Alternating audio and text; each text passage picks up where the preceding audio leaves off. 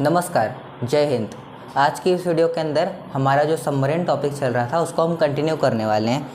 पिछली वीडियो के अंदर हम लोगों ने सबमरीन के टाइप समझे थे जो कि अकॉर्डिंग टू इंजन थे। मैंने आपको उसके अंदर कन्वेंशनल सबमरीन, एआईपी टेक्नोलॉजी वाली सबमरीन, न्यूक्लियर सबमरीन, ये तीनों भाग में आपको बता चुका था। सबमरीन को क्या कहते हैं? साइलेंट किलर कहते हैं, ये उसका निकनेम है क्योंकि काफ़ी शांति से ये चलती है। जब सेकेंड वर्ल्ड वॉर चल रहा था, द्वितीय विश्व युद्ध चल रहा था, तब हिटलर ने सबसे ज़्यादा तबाही अपनी इसी पनडुब्बियों से मचाया था। उस टाइम पे हिटलर अपनी पनडुब्बियों को कहता था यू बोट्स। तो हिटलर ने सबसे ज़्यादा तबाही किस चीज़ से मचाई थी? यू बोट से मचाई थी। ठीक है, तो अब कैटेगरी ऑफ सबमरीन देख लेते हैं अकॉर्डिंग टू पेलोड और according to engine. According to engine इसको हम कल ख़त्म कर चुके हैं। कन्वेंशनल सबमरीन जो 2 दिन बाद पानी से बाहर आएगी, एआईपी टेक्नोलॉजी वाली सबमरीन जो 15 दिन बाद आएगी, और न्यूक्लियर सबमरीन जो कि 3 महीना बाद पानी से बाहर आएगी। अब अकॉर्डिंग टू पेलोड देखते हैं। पेलोड का क्या मतलब है? पेलोड मतलब है उसके अंदर क्या भरा हुआ है, कैसे प्रकार के अटैकर, मिसाइल वगैरह भरे हुए हैं, बारूद वगैरह कैसे भरे हुए हैं। तो अकॉर्डिंग टू पेलोड के हिसाब से देखा जाए तो 3 टाइप की होती है सबमरीन। पहली मिसाइल सबमरीन, टॉर्पीडो सबमरीन और मल्टी रोल। जो मिसाइल और टॉर्पीडो दोनों मारने की क्षमता रखती है उसको हम कहते हैं मल्टी रोल सबमरीन। अब बताइए, ये मिसाइल और टॉर्पीडो मारने की क्षमता क्या एआईपी और कन्वेंशनल सबमरीन में होती है? मिसाइल तो नहीं होती, पर कन्वेंशनल और एआईपी वाली सबमरीन के अंदर टॉर्पीडो मारने की क्षमता होती है। जबकि न्यूक्लियर जो सबमरीन होती है उसमें भी 2 टाइप होते हैं, एक होते हैं न्यूक्लियर मिसाइल सबमरीन, एक होता है न्यूक्लियर टॉर्पीडो सबमरीन। ठीक है, न्यूक्लियर अटैक सबमरीन होता है, वो अटैक के अंदर वो टॉर्पीडो मारते हैं। ठीक है, अब इसको हम आगे देखते हैं। अब सबमरीन इन इंडिया देखते हैं। भारत के पास कैसी सबमरीन है? देखिए, भारत के अंदर ना सबमरीन की बहुत ज़्यादा कमी है, और भारत की सेना के अंदर सबमरीन बढ़ाने के लिए हमने कुछ प्रोजेक्ट चालू किए हैं। उसमें से कुछ प्रोजेक्ट हम समझने वाले हैं। तो पहला प्रोजेक्ट है प्रोजेक्ट 877। तो जर्मनी द्वारा हमने 4 पनडुब्बियाँ खरीदी थी प्रोजेक्ट 877 के अंदर। ये सारी की सारी पनडुब्बियाँ डीजल इलेक्ट्रिक सबमरीन थी। ठीक है, और अगर आप इंडियन क्लासिफिकेशन देखें इन सबमरीन का, तो जो हमने जर्मनी से पनडुब्बियाँ खरीदी थी प्रोजेक्ट 877 से, वो थी सिसुमर क्लास की पनडुब्बियाँ। ठीक है, हमने अपनी इंडियन क्लास बना ली है सिसुमर क्लास। जबकि अगर आप उसको इंटरनेशनली उसका टाइप देखेंगे, इंटरनेशनली कैटेगरी देखेंगे सबमरीन की, तो है टाइप 209। ओके, ये इसका इंटरनेशनल नाम है, और ये सिसुमर क्लास जो कि इसका इंडियन नाम है। अगर आप यूपीएससी मेंस लिखेंगे या कोई भी प्रकार का एग्ज़ाम देंगे और पनडुब्बी से रिलेटेड कोई टॉपिक आएगा, तो आपको पूरा बेहतरीन तरीके से लिखना होगा कि प्रोजेक्ट 877 से हमने जर्मनी से 4 पनडुब्बियाँ खरीदी थी, वो सब सिसुमर क्लास की पनडुब्बियाँ हैं, और उसी सिसुमर क्लास की पनडुब्बी को हम इंटरनेशनल तरीके से टाइप 209 के अंदर रखते हैं। सब कुछ पूरा डिटेल से बताना होगा, अगर ऊपर से लिखेंगे तो मार्क्स आपके काट लिए जाएंगे। ठीक है, तो जो हमने 4 पनडुब्बी खरीदी थी उसमें से पहला है आईएनएस सिसुमर। देखिए, भारत का कोई भी जहाज़ हो, कोई भी एयरक्राफ्ट कैरियर हो, कोई भी पनडुब्बी हो, भारत की नेवी से जुड़ा कुछ भी हो, उसके स्टार्टिंग में आईएनएस लगा रहेगा। पाकिस्तान का रहता है तो पीएनएस लगा रहता है। आईएनएस का फुल फॉर्म क्या है? Indian naval ship. पीएनएस का रहता है तो पाकिस्तानी नेवल शिप। और अगर अमेरिका का रहता है तो वो लोग यूएसएनएस लिखते हैं, यूनाइटेड स्टेट नेवल शिप। ठीक है, तो देखिए, पहली है आईएनएस शिशुमर, दूसरी है आईएनएस शंकुश, तीसरी है आईएनएस संकुल, और चौथी है आईएनएस साल्की। ठीक है, अब इन सब की बनावट आपको नहीं उतना पढ़ने की ज़रूरत नहीं है, क्योंकि जब आप एग्ज़ाम लिखेंगे तो आपसे ये नहीं पूछा जाएगा कि आईएनएस सिसुमर कैसे बनती है। वो बस आपको पूछेगा कि प्रोजेक्ट 877 के अंदर कौन सी पनडुब्बी हमने खरीदी थी, उसकी कौन सी कैटेगरी थी। तो ये सब जो इम्पोर्टेंट है मैं आपको समझा चुका हूँ। ठीक है, अब प्रोजेक्ट 877 के तहत ही हमने रशिया से भी कुछ पनडुब्बी खरीदी है। देखिए, प्रोजेक्ट 877 से हमने जर्मनी से 4 पनडुब्बी खरीदी, और रसिया से हमने 7 पनडुब्बियाँ खरीदी है उसी प्रोजेक्ट 877 के हिसाब से। अब जो हमने रशिया से 7 पनडुब्बी खरीदी है उसको हमने रखा है सिंधु घोष क्लास की पनडुब्बी के अंदर। और अगर आप इंटरनेशनल नाम देखेंगे तो वो है किलो क्लास की सबमरीन। जो भी सिंधु घोष क्लास की सबमरीन है वो किलो क्लास के अंदर आती है, ठीक है। ये भी डीजल इलेक्ट्रिक सबमरीन है, इसको भी 2 दिन बाद बाहर आना पड़ेगा। अब ये जो 7 सबमरीन है उसके सबके शुरुआत में INS एक तो पहली बात लगा रहेगा, और दूसरी बात इन सबके स्टार्टिंग में सिंधु लगा रहेगा। INS सिंधु घोष, INS सिंधु विजय, INS सिंधु केसरी, INS सिंधु कीर्ति, INS सिंधु रत्न, INS सिंधु राष्ट्र और INS सिंधु राज्य। ये कुछ प्रोजेक्ट थे जिसके तहत हमने सबमरीन हमारे नेवल शिप के अंदर, हमारी नेवी के अंदर हमने ऐड किए हैं। और भी 2 प्रोजेक्ट हैं, वो है प्रोजेक्ट 75, वो भी मैं आपको समझाता हूँ। प्रोजेक्ट 75 के अंदर हमने 3 पनडुब्बी फ्रांस से खरीदी है, और ये जो हमने फ्रांस से पनडुब्बी खरीदी है प्रोजेक्ट 75 के अंदर, वह कलवरी क्लास की पनडुब्बियाँ है। और अगर आप इसका इंटरनेशनल नाम देखेंगे तो ये आती है स्कॉर्पियन क्लास के अंदर। स्कॉर्पियन क्लास काफ़ी जानी मानी क्लास होती है पनडुब्बी के लिए। ज़्यादातर देशों की जो पनडुब्बी होती है वो स्कॉर्पियन क्लास की ही होती है। अब देखिए, कुछ देशों के अंदर जो स्कॉर्पियन क्लास की पनडुब्बी है उसके अंदर AIP इंस्टॉल है, और कुछ देशों के अंदर नहीं है। फिलहाल जो हम लोग के पास 6 जो है हमारे पास कलवरी क्लास की जो पनडुब्बियाँ हैं उसके अंदर AIP इंस्टॉल हम करवाने वाले हैं, और ये फ्रांस भेजने वाले हैं। मैं आपको कल समझा चुका हूँ। DRDO के मदद से हमने जो अपना AIP टेक्नोलॉजी निकाला है उसका हम पावर हाउस और ये 6 पनडुब्बी फ्रांस को भेजेंगे। फ्रांस इसके अंदर AIP जो हमने बनाया है L&T कंपनी द्वारा, वो इसके अंदर इंस्टॉल कर देगा। अब 6 के नाम देखें तो वो है INS कलवरी, INS करंज, INS खंडेरी, INS वेला, INS वारिक और INS वाघ सीर, ठीक है।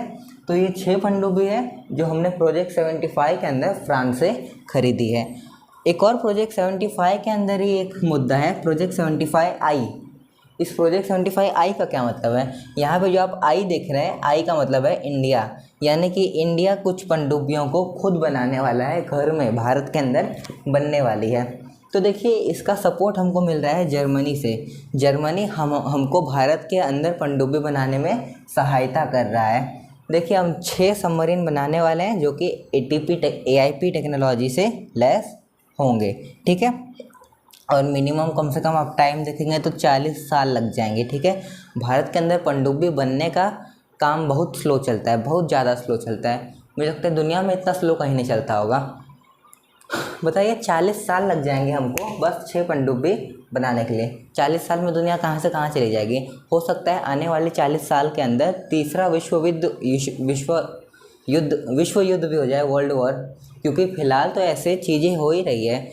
वहाँ रशिया यूक्रेन वॉर चल रहा है, यहाँ पे इजराइल और ईरान का युद्ध चल रहा है। और पाकिस्तान वगैरह के अंदर जो आतंकवादी संगठन है वो सब भी तो बम ब्लास्ट वगैरह वहाँ पे होते ही रहते हैं। पाकिस्तान की तो यहाँ बात है, वहाँ पे रोज़ कहीं ना कहीं बम फटता है, वहाँ पे रोज़ न्यूज़ आती है, और रोज़ न्यूज़ नई आती जाती है। उनके लिए कोई दिक्कत नहीं है, बम फट रहे हैं तो फटने दो, उनका क्या लेना देना है, वो तो जन्म ही बम के साथ होते हैं, ठीक है। अब देखते हैं हम प्रोजेक्ट ATV। प्रोजेक्ट ATV क्या है? देखिए, ये जो प्रोजेक्ट ATV है ये एडवांस टेक्नोलॉजी वेसल होने वाला है, ठीक है। इसके अंदर अरिहंत क्लास की पनडुब्बियाँ आने वाली है। इसको भी हम भारत में बना रहे हैं, ये भी सेल्फ मेड होने वाली है, और ये होने वाली है न्यूक्लियर मिसाइल सबमरीन, ठीक है। यानी कि सेकंड स्ट्राइक के लिए काम आएगी। आप फर्स्ट स्ट्राइक करना चाहते हैं तो कर सकते हैं। इन 5 पनडुब्बियों को बनाने के लिए कम से कम 60 साल लग जाएंगे, जबकि इसको क्या लग रहा था, 6 को बनाने में 40 साल ही लग रहा था, जबकि इसको 60 साल लगेंगे, क्योंकि ये न्यूक्लियर मिसाइल सबमरीन है और ये मात्र AIP टेक्नोलॉजी वाली है, तो इसके अंदर टेक्नोलॉजी ज़्यादा है। इन 5 में से फ़िलहाल 2 बन के तैयार हो चुकी है, INS अरिहंत और INS अरिघात। ये दोनों फिलहाल समुद्र के अंदर घूम रही है, जबकि S3, S4 और S5 ये अभी बनने के प्रोसेस में है। सबसे हेवी जो पनडुब्बी होने वाली है वो S5 होने वाली है, बहुत दूर तक हमला वगैरह कर सकती है ये, इसलिए बहुत बड़ी होने वाली है, और इन सब का खर्चा भी काफ़ी ज़्यादा आ रहा है बनाने के लिए। अब देखिए, एक 6वां प्रोजेक्ट भी है, प्रोजेक्ट 75 और 76। ये हम फ्यूचर में देखेंगे, फिलहाल प्रोजेक्ट 75 चल रहा है। उसी प्रोजेक्ट 75 के तहत हम फ्यूचर के अंदर कुछ न्यूक्लियर अटैक सबमरीन बनाएंगे जो कि पूरी तरह भारत के अंदर बनी होगी। ये भविष्य में कभी बनेगा, इसकी अभी आप कल्पना भी नहीं कर सकते हैं, क्योंकि आप जानते हैं भारत के अंदर पनडुब्बी बहुत धीमी गति से बनती है। देखिए, अकूला क्लास की कुछ पनडुब्बी है जो हम रशिया से लेके आते हैं। इसको हम खरीदते नहीं हैं, भाड़े पे लेके आते हैं। क्यों? क्योंकि हमारे पास न्यूक्लियर अटैक सबमरीन एक भी नहीं है, फिलहाल तो एक भी नहीं है। पहले एक थी, वो थी INS चक्रवन, जो 2011 से लेकर के 2021 तक भारत के अंदर भाड़े पे आई थी। बताइए, भारत जैसे किसी बड़े देश को ये शोभा देता है कि भारत की सुरक्षा के लिए हम पनडुब्बी भाड़े पे खरीद के लेके आ रहे हैं? ये क्या बात हुई? और फिलहाल भारत के पास एक भी न्यूक्लियर अटैक सबमरीन नहीं है। एक INS चक्र 3 होगी जो हम 2025 के अंदर लेके आने वाले हैं रशिया से, और 2035 में वापस चली जाएगी। बताइए, न्यूक्लियर अटैक सबमरीन नहीं है फिलहाल हमारे पास। अब देखिए, इसको हम 10 साल के रेंट पे लेने वाले हैं, और मैंने आपको INS चक्र 1 बताया और INS चक्र 3 बताया, तो अब 2 खोजेंगे। तो INS चक्र 2 जो था वो अरिहंत को ही हम कहते थे। पहले इसको हम INS चक्र 2 कहते थे, पर उसका बाद में नाम अरिहंत कर दिया गया है। अब देखिए, हम कुछ तुलना करते हैं भारत की नेवी की और चाइना की नेवी की। देखिए, मैं पाकिस्तान जैसे देशों से भारत की नेवी की तुलना ही नहीं करने वाला हूँ, क्योंकि पाकिस्तान से हमारी कोई तुलना ही नहीं है। वो हमारा दुश्मन, मेन दुश्मन है ही नहीं। वो हमारा मेन दुश्मन है फिलहाल चाइना, और चाइना नेवी वगैरह के अंदर बहुत जल्दी से तरक्की कर रहा है। वो चाइना के पास बहुत सारी ये सबमरीन वगैरह है। 64 सबमरीन है चाइना के पास, और 16 को सबमरीन है हमारे पास। कोई तुलना ही नहीं है, 4 गुना का अंतर लेके घूम रहा है चाइना। पर हम लोग के पास जो पनडुब्बी का डिफेंस सिस्टम है, सबमरीन डिफेंस सिस्टम, वो हमारे पास अच्छा है। चलिए, अब एक एक करके अच्छे से हम लोग तुलना करते हैं भारत की और चाइना की सबमरीन के बारे में। तो चलिए अब कुछ तुलना देखते हैं भारत की और चीन की सबमरीन की। देखिए, चाइना के अंदर जो टोटल सबमरीन है, जो टोटल पनडुब्बी है, वो है 79। टोटल 79 पनडुब्बी चाइना की नेवी के अंदर है। उसके अंदर से 64 को AIP टेक्नोलॉजी वाली है, यानी कि 15 दिन के बाद पानी से बाहर निकलेंगी, और टोटल 15 है न्यूक्लियर सबमरीन, जो कि 3 महीना बाद निकलती है। और उसके अंदर भी जो 2 टाइप है अटैक सबमरीन के, तो अटैक सबमरीन है उसके पास 9 गो, और मिसाइल सबमरीन है 6। ठीक है। और अगर आप वहीं भारत का देखेंगे तो टोटल हमारे पास 18 सबमरीन है, उसमें से 16 कन्वेंशनल सबमरीन है। किसी के अंदर भी AIP टेक्नोलॉजी नहीं है फिलहाल। और न्यूक्लियर सबमरीन देखें तो अटैक 0 है, एक भी अटैक सबमरीन नहीं है। 2025 में भाड़े पे लेके आएंगे। और मिसाइल, जो न्यूक्लियर मिसाइल सबमरीन है, वो बस 2 है। ठीक है। तो आप देख सकते हैं कि चीन से और भारत की कंपैरिजन में कितना हल्का पड़ रहा है भारत यहाँ पे। और वहीं अगर आप पाक का देखेंगे, पाकिस्तान का, तो 8 उसके पास सबमरीन है, और 8 सबमरीन और चाइना देने वाला है। देखिए, चाइना बहुत सारी फटाफट जो है नई सबमरीन बना रहा है, नई पनडुब्बी बना रहा है, न्यूक्लियर सबमरीन, AIP टेक्नोलॉजी वाली सबमरीन, पूरा जखीरा है चाइना के पास सबमरीन का। और जो उसके पास सबमरीन पुरानी हो जा रही है, वो सीधा थमा दे रहा है पाकिस्तान को। 8 AIP टेक्नोलॉजी वाली सबमरीन देने वाला है, और उसमें से देना उसने डिलीवरी चालू कर दी है। ठीक है। आपको याद होगा Balakot surgical strike. Balakot surgical strike नहीं याद है तो अभिनंदन वाला केस याद रखिए। सभी को, लगभग भारत के सभी इंसान को मालूम हुआ कि अभिनंदन अग्रवाल एक भारत था जो भारतीय सेना का था, गलती से पाकिस्तान चला गया था, पर पाकिस्तानियों ने उसको टॉर्चर किया, और उसके बाद हमने पूरे विश्व के अंदर, UN के अंदर दबाव बना के अपने अभिनंदन को वापस लिया था। तो जब हमने बालाकोट सर्जिकल स्ट्राइक कर दिया था ना, तब जिन्ना नेवल बेस के ऊपर, जो कि कराची में है, जो कराची का बंदरगाह है, जो कि शिप है, मतलब जो कि नेवी का बंदरगाह है, उसका नाम है जिन्ना नेवल बेस। और उस जिन्ना नेवल बेस में से एक पनडुब्बी निकली PNS साद। PNS साद थोड़ी देर तक पानी के बाहर थी और अंदर चली गई थोड़ी देर बाद। और इसरो का जो सैटेलाइट है वो ऊपर से देख रहा है, और थोड़ी देर बाद PNS साद गायब हो गई, दिख ही नहीं रही है। अब भारत के लोग डर गए कि हम तो वहाँ सर्जिकल स्ट्राइक कर दिए हैं, तो ज़रूर PNS साद यहाँ पे आने वाली होगी हमारे ऊपर मारने के लिए। तो मुंबई को पूरा हाई अलर्ट पे रखा गया था। दुनिया भर के नेवी वाले जहाज़, हेलीकॉप्टर, और यहाँ से बहुत सारी शिप वगैरह घूम रही थी मुंबई के अंदर। और 21 दिन बाद पता चला कि ये जो PNS साद है, ये ग्वादर चली गई है। ग्वादर जानते हैं? जो बलूचिस्तान वाली साइड है पाकिस्तान में, जो एकदम बाएं साइड है, ईरान वगैरह से होता है जिसका बॉर्डर, वो है ग्वादर की साइड। तो ग्वादर बंदरगाह के ऊपर जब पानी से बाहर निकली PNS-7 तब पता चला कि PNS-7 तो ग्वादर में है, अब यहाँ की पेट्रोलिंग बंद करो।